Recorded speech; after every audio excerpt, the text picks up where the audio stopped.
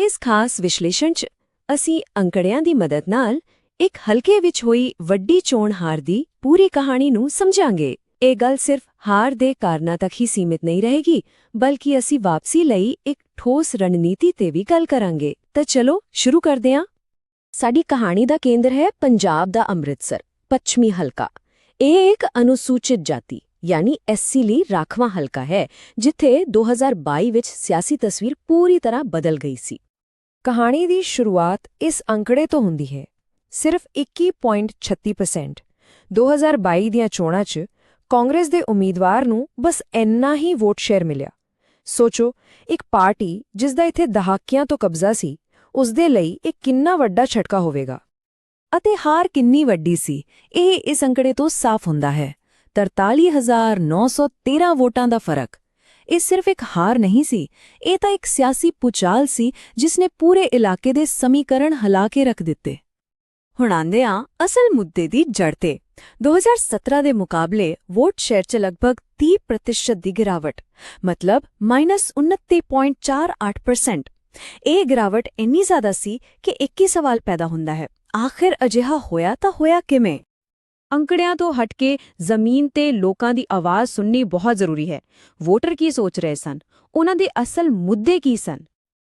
ਇਹ ਇੱਕ ਵੋਟਰ ਦੇ ਸ਼ਬਦ ਹਨ, ਪਰ ਇਹ ਪੂਰੇ ਹਲਕੇ ਦੀ ਭਾਵਨਾ ਨੂੰ ਦਰਸਾਉਂਦੇ ਨੇ।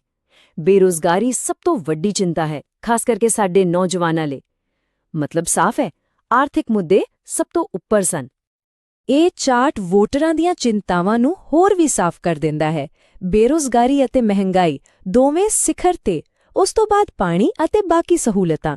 ਇਹ ਦਰਸਾਉਂਦਾ ਹੈ ਕਿ ਲੋਕਾਂ ਦਾ ਧਿਆਨ ਆਪਣੀ ਰੋਜ਼ ਦੀ ਜ਼ਿੰਦਗੀ ਦੀਆਂ ਮੁਸ਼ਕਿਲਾਂ ਤੇ ਸੀ। ਦੇਖੋ, ਇੱਕ ਜ਼ਿੰਮੇਵਾਰ ਜਨਤਕ ਸੰਵਾਦ ਲਈ ਇਹ ਬਹੁਤ ਜ਼ਰੂਰੀ ਹੈ ਕਿ ਲੋਕਾਂ ਦੇ ਅਸਲ ਮੁੱਦਿਆਂ ਤੇ ਗੱਲ ਹੋਵੇ। ਇਹ ਉਹਨਾਂ ਦੀ ਇੱਜ਼ਤ ਅਤੇ ਸਨਮਾਨ ਦਾ ਸਵਾਲ ਹੈ, ਜਿਸ ਦੀ ਸਾਡਾ ਸੰਵਿਧਾਨ ਵੀ ਗੱਲ ਕਰਦਾ ਹੈ। ਤਾਂ ਹੁਣ ਅਸੀਂ ਇਸ ਗਿਰਾਵਟ ਦੇ ਕਾਰਨਾਂ ਨੂੰ ਹੋਰ ਡੂੰਘਾਈ ਨਾਲ ਸਮਝਾਂਗੇ। ਉਹ ਕਿਹੜੇ ਸਿਸਟਮ ਪੱਧਰ ਦੇ ਕਾਰਨ ਸਨ ਜਿਨ੍ਹਾਂ ਕਰਕੇ ਇਹ ਵੱਡੀ ਹਾਰ ਹੋਈ। ਇਹ ਟਾਈਮਲਾਈਨ ਦੇਖੋ, ਇੱਕ ਬੜੀ ਦਿਲਚਸਪ ਕਹਾਣੀ ਦੱਸਦੀ ਹੈ। 2007 ਤੋਂ ਲੈ ਕੇ 2017 ਤੱਕ ਕਾਂਗਰਸ ਦਾ ਵੋਟ ਸ਼ੇਅਰ ਲਗਾਤਾਰ ਵਧ ਰਿਹਾ ਸੀ, 47 ਤੋਂ 51% ਤੱਕ ਪਹੁੰਚ ਗਿਆ। ਪਰ 2022 ਵਿੱਚ ਇਹ ਅਚਾਨਕ 21% ਤੇ ਡਿੱਗ ਪਿਆ। ਸਾਲਾਂ ਦੀ ਸਥਿਰਤਾ ਇੱਕ ਝਟਕੇ ਵਿੱਚ ਖਤਮ ਹੋ ਗਈ। ਇੱਕ ਹੋਰ ਵੱਡਾ ਬਦਲਾਅ ਵੋਟਰਾਂ ਦੇ ਜੋਸ਼ ਵਿੱਚ ਆਇਆ। 2017 ਵਿੱਚ ਜਿੱਥੇ 67% ਤੋਂ ਵੱਧ VOTING ਹੋਈ ਸੀ, 2022 ਵਿੱਚ ਇਹ ਘਟ ਕੇ ਸਿਰਫ 55% ਰਹਿ ਗਈ। ਲਗਭਗ 12% ਦੀ ਇਹ ਗਿਰਾਵਟ ਵੋਟਰਾਂ ਦੀ ਨਿਰਾਸ਼ਾ ਅਤੇ ਬਦਲਦੇ ਮੂਡ ਦਾ ਇੱਕ ਬਹੁਤ ਵੱਡਾ ਸੰਕੇਤ ਸੀ। ਇਸ ਪੂਰੇ ਵਿਸ਼ਲੇਸ਼ਣ ਦਾ ਨਿਚੋੜ ਇਸ ਟੇਬਲ ਵਿੱਚ ਹੈ। ਪਾਰਟੀ ਦੀਆਂ ਅੰਦਰੂਨੀ ਕਮਜ਼ੋਰੀਆਂ ਅਤੇ ਬਾਹਰੀ ਖਤਰੇ। ਦੇਖੋ, ਦੋ ਵੱਡੀਆਂ ਕਮਜ਼ੋਰੀਆਂ ਸਨ। ਇੱਕ ਤਾਂ ਜ਼ਮੀਨੀ ਪੱਧਰ ਤੇ ਤੀਵਾਂ ਦਾ ਕਮਜ਼ੋਰ ਹੋਣਾ, ਅਤੇ ਦੂਜਾ ਪਾਰਟੀ ਦੀ ਕਹਾਣੀ ਯਾਨੀ ਉਸ ਦਾ ਬਿਰਤਾਂਤ ਲੋਕਾਂ ਦੀਆਂ ਅਸਲ ਚਿੰਤਾਵਾਂ ਜਿਵੇਂ ਬੇਰੁਜ਼ਗਾਰੀ ਨਾਲ ਜੁੜ ਨਹੀਂ ਪਾ ਰਿਹਾ ਸੀ। ਅਤੇ ਬਾਹਰੋਂ ਆਪ ਸਰਕਾਰ ਦੇ ਮਸ਼ਹੂਰ ਵਾਅਦੇ ਇੱਕ ਵੱਡੀ ਚੁਣੌਤੀ ਸਨ। ਇਨ੍ਹਾਂ ਸਾਰੀਆਂ ਚੀਜ਼ਾਂ ਨੇ ਮਿਲ ਕੇ ਹਾਰ ਦੀ ਜ਼ਮੀਨ ਤਿਆਰ ਕੀਤੀ। ਠੀਕ ਹੈ, ਸਮੱਸਿਆ ਨੂੰ ਤਾਂ ਅਸੀਂ ਸਮਝ ਲਿਆ, ਪਰ ਹੁਣ ਹੱਲ ਦੀ ਗੱਲ ਕਰਦੇ ਹਾਂ। ਵਾਪਸੀ ਲਈ ਇੱਕ ਢਾਂਚਾਗਤ ਸਿਧਾਂਤ ਪੇਸ਼ ਕੀਤਾ ਗਿਆ ਹੈ, ਜਿਸ ਦੇ 4 ਮੁੱਖ ਥੰਬ ਹਨ। ਇਸ ਨੂੰ ਚਤੁਰਮੁਖ ਸਿਧਾਂਤ ਦਾ ਨਾਮ ਦਿੱਤਾ ਗਿਆ ਹੈ, ਯਾਨੀ ਇੱਕ 4-ਪੱਖੀ ਰਣਨੀਤੀ। ਇਹ ਰਣਨੀਤੀ ਕਿਸੇ ਵੀ ਸਿਆਸੀ ਮੁਹਿੰਮ ਦੀਆਂ 4 ਸਭ ਤੋਂ ਬੁਨਿਆਦੀ ਸਮਰੱਥਾਵਾਂ ਨੂੰ ਪਰਖਦੀ ਹੈ ਅਤੇ ਉਹਨਾਂ ਨੂੰ ਦੁਬਾਰਾ ਖੜਾ ਕਰਨ ਦਾ ਰਸਤਾ ਦੱਸਦੀ ਹੈ। ਤਾਂ ਉਹ 4 ਥੰਬ ਕਿਹੜੇ ਹਨ? ਪਹਿਲਾ, ਚੋਣ ਸੰਬੰਧਿਤ, ਮਤਲਬ ਸਹੀ ਬੂਥਾਂ ਨੂੰ ਨਿਸ਼ਾਨਾ ਬਣਾਉਣਾ ਜਿੱਥੇ ਵੋਟ ਬਦਲ ਸਕਦਾ ਹੈ। ਦੂਜਾ, ਸੰਗਠਨਾਤਮਕ, ਯਾਨੀ ਜ਼ਮੀਨੀ ਪੱਧਰ ਤੇ ਵਰਕਰਾਂ ਦੀ ਟੀਮ ਨੂੰ ਫਿਰ ਤੋਂ ਮਜ਼ਬੂਤ ਕਰਨਾ। ਤੀਜਾ ਹੈ ਬਿਰਤਾਂਤ, ਇੱਕ ਅਜਿਹਾ ਸੁਨੇਹਾ ਤਿਆਰ ਕਰਨਾ ਜੋ ਸਿੱਧਾ ਲੋਕਾਂ ਦੇ ਦਿਲਾਂ ਨੂੰ ਛੂਵੇ।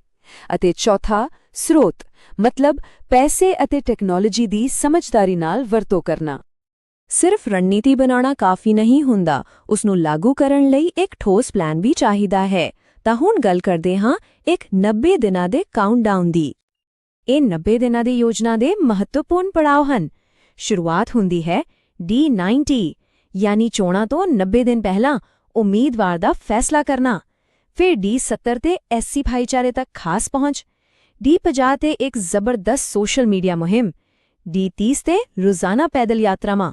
ਅਤੇ ਅੰਤ ਵਿੱਚ D10 ਤੇ ਵੋਟਰਾਂ ਨੂੰ ਘਰਾਂ ਤੋਂ ਕੱਢਣ ਲਈ ਇੱਕ ਵੱਡੀ ਮੁਹਿੰਮ। ਹਰ ਕਦਮ ਪੂਰੇ ਅਨੁਸ਼ਾਸਨ ਨਾਲ ਚੁੱਕਣਾ ਪਵੇਗਾ। ਅੱਜ ਦੇ ਜ਼ਮਾਨੇ ਵਿੱਚ ਡਿਜੀਟਲ ਰਣਨੀਤੀ ਤੋਂ ਬਿਨਾਂ ਗੱਲ ਨਹੀਂ ਬਣਦੀ। ਇਸ ਵਿੱਚ ਕੀ ਸ਼ਾਮਿਲ ਹੈ?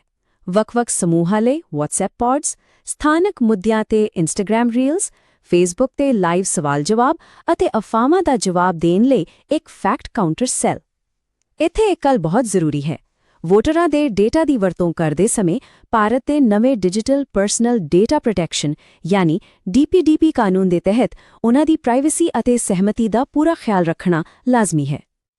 ਆਖਿਰ ਵਿੱਚ ਸਵਾਲ ਇਹ ਉੱਠਦਾ ਹੈ ਕਿ ਇਸ ਸਾਰੀ ਮਿਹਨਤ ਦਾ ਅਸਲ ਮਕਸਦ ਕੀ ਹੈ? ਇਹ ਸਿਰਫ ਚੋਣ ਜਿੱਤਣਾ ਨਹੀਂ ਹੈ। ਅਸਲ ਮਕਸਦ ਹੈ ਜਨਤਾ ਦੀ ਸੇਵਾ ਅਤੇ ਚੰਗਾ ਸ਼ਾਸਨ। ਸਭ ਤੋਂ ਵੱਡਾ ਸਬਕ ਇਹੀ ਹੈ ਕਿ ਰਣਨੀਤੀ ਵਿੱਚ ਇੱਕ ਵੱਡੀ ਤਬਦੀਲੀ ਦੀ ਲੋੜ ਹੈ।